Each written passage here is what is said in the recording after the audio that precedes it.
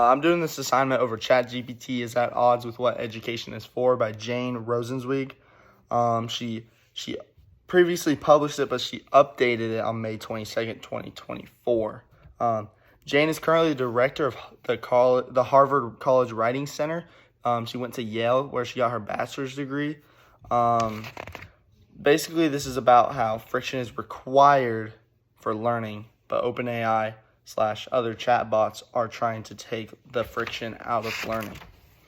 She starts with telling about when OpenAI released their chatbot, how Sam Altman says he wants the chatbot to feel like a super confident colleague and that they're always trying to find ways to reduce friction. She later tells about how friction is important for learning because if you're not reading or writing or thinking for yourself, you're not really learning. She says that educators are frustrated with the scale of AI being so easily accessible to students who are using it for the wrong reasons to reduce that friction like we're talking about. Basically, she keeps on going about how AI takes out the learning aspect of it. Sam Altman wants it to reduce friction, and I think we're all on the same page that it does, but she is basically saying that friction is needed.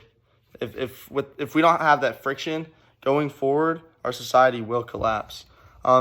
She tells about how some have found ways to incorporate AI into assignments, but want their students to figure out how to think for themselves, which is important, that friction we've been talking about.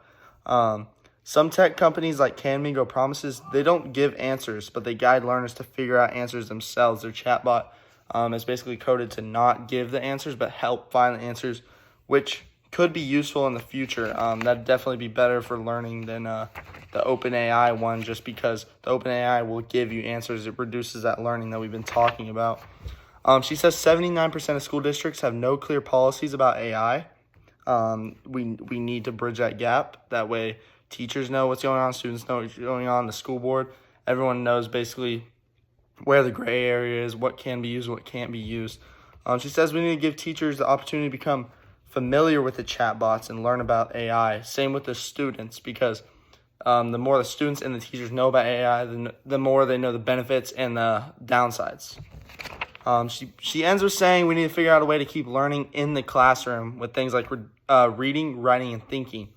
I think we're all on the same page that OpenAI and these voice chatbots, they're reducing that friction that is needed to learn in the classroom. Jane, her purpose is here to destroy it. Together, we need to keep that friction. Here's my annotations.